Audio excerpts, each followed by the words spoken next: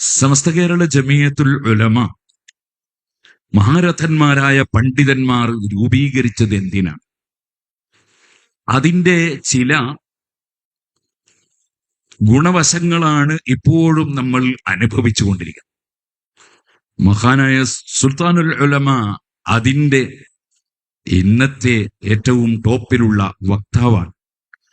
ആ സുൽത്താനുൽ ഉലമ അവറുകൾ മനുഷ്യർക്കൊപ്പം മനുഷ്യ സമൂഹത്തിന്റെ നന്മക്ക് വേണ്ടി ഇറങ്ങി പ്രവർത്തിച്ചു.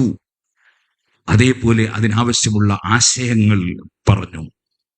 അത് ഇന്നും ഇന്നലെയും തുടങ്ങിയതല്ല. സമസ്ത കേരള ജമിയത്തുൽ ഉലമ രൂപീകരിക്കുന്നതിന് മുമ്പ് കേരളത്തിൽ മഹാപണ്ഡിതന്മാർ ജീവിച്ചു പോയിട്ടുണ്ട്. ഖുതുബുസ്സമാന സയ്യിദ് അലവിൽ മംബുറമി ഖദ്ദസല്ലാഹു സിർറഹുൽ അസീസ്, ഉമർ ഖാദി ബിലങ്കൂത്തി റഹ്മത്തുള്ളാഹി അലൈഹി, മമ്മിക്കുട്ടി ഖാദി റഹ്മത്തുള്ളാഹി അലൈഹി തുടങ്ങി അതിനു മുമ്പ് സൈനുദ്ദീൻ മഖ്ദൂം റളിയല്ലാഹു അൻഹു അടക്കം എത്രയോ ഇമാമിയങ്ങൾ ജീവിച്ച ഒരു പ്രദേശമാണ് നമ്മുടെ കേരളം. അവരാരും ഇവിടെ ഒരു വർഗീയതയുടെ ഒരു ചെറിയ ആശയം പോലും സമൂഹത്തിന്റെ മുമ്പിൽ പറഞ്ഞിട്ടില്ല. എല്ലാവരും സൗഹൃദത്തിൽ ജീവിക്കാനുള്ള ആശയങ്ങളാണ് പറഞ്ഞതെന്ന് അവരുടെ ഗ്രന്ഥ